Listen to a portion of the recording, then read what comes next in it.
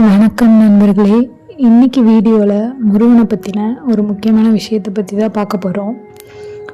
அது என்னன்னா, நம்ம எல்லாரோட வாழ்க்கையிலையும் பிரச்சனை இல்லாத நாளுங்கிற ஒன்று இருக்கவே இருக்காது.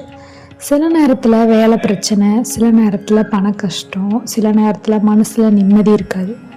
அப்படிப்பட்ட நேரத்தில் பலரும் முதல்ல நினைக்கிறது யாருன்னு உங்களுக்கு தெரியுமா? நம்ம முருகப்பெருமானை தான். எல்லாருமே எந்த ஒரு கஷ்டம் வந்தாலும் உடனே அவங்க ஞாபகத்துக்கு வர்றது முருகன் தான். வேல் முருகான்னு நம்ம மனசார ஒரு தடவை கூப்பிட்டாலே மனசுக்கு ஒரு தைரியம் கிடைக்குதுன்றது நிறைய பக்தர்களோட நம்பிக்கை. நிறைய பேர் அந்த மாதிரி சொல்கிறாங்க.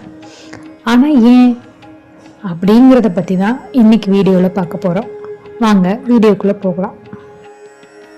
ஃப்ரெண்ட்ஸ், நம்ம முருகப்பெருமானோட வேல் அப்படிங்கிறது ஒரு ஆயுதம் மட்டும் கிடையாது. அது ஞானத்துடைய அடையாளம். அது தீமையை அழிக்கக்கூடிய சக்தியுடைய அடையாளம். அதனால தான் நம்மோட முன்னோர்கள் எந்த ஒரு நல்ல காரியம் ஆரம்பித்தாலும் வேல்முருகன் துணை அப்படிங்கிறத சொல்கிறாங்க. அது ஒரு பழக்கம் மட்டும் கிடையாது, அது ஒரு நம்பிக்கை. அது நம்ம செய்ய போகிற காரியத்துக்கான ஒரு தைரியமும் கூட. இது மட்டும் இல்லாமல் பல பக்தர்களோட அனுபவத்தை கேட்டால் காலையில் எழுந்ததுமே வேல்முருகா என்ன நல்ல வழியில் நடத்துங்க அப்படின்னு சொல்லுவாங்க. இந்த மாதிரி மனசார சொல்லிட்டு அவங்களோட நாளை ஆரம்பிப்பாங்க. அதனால வாழ்க்கையில் இருக்க எல்லா பிரச்சனையும் உடனே தீர்ந்துடுன்ற நம்மளால சொல்ல முடியாது. ஆனால் மனசுக்கு ஒரு நிம்மதி கிடைக்கும், நம்மளுடைய நம்பிக்கை அதிகமாகும்.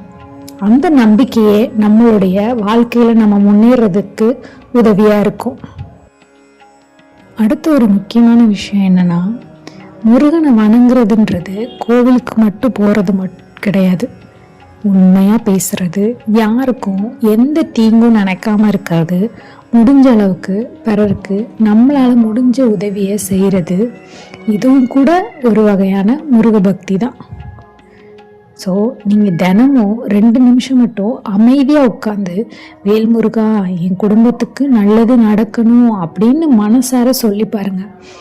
பல பக்தர்கள் இது மாதிரி பிரார்த்தனை செஞ்சு அவங்களுக்கு மன உறுதியும் அமைதியும் கொடுத்துருக்குன்னு சொல்லியிருக்காங்க.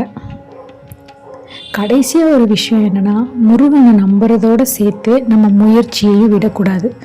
முயற்சி நம்ம கையில், பலன் முருகன் கையில். நம்மளோட முயற்சியை தொடர்ந்து நம்ம பண்ணிகிட்டே இருக்கணும். அதுக்குரிய பலனை கண்டிப்பாக முருகன் நமக்கு கொடுப்பாரு. இந்த வீடியோ உங்களுக்கு பிடிச்சிருந்தா லைக் பண்ணுங்கள். தமிழ் கடவுள் முருகன் சேனலை சப்ஸ்கிரைப் பண்ணிக்கோங்க. இது மாதிரி முருகன் பற்றிய நிறைய ஆன்மீக வீடியோக்கள் தொடர்ந்து பாருங்கள். வேல் வெற்றி வேல். முருகன் அருள் அனைவருக்கும் கிடைக்கட்டும். Thank you friends.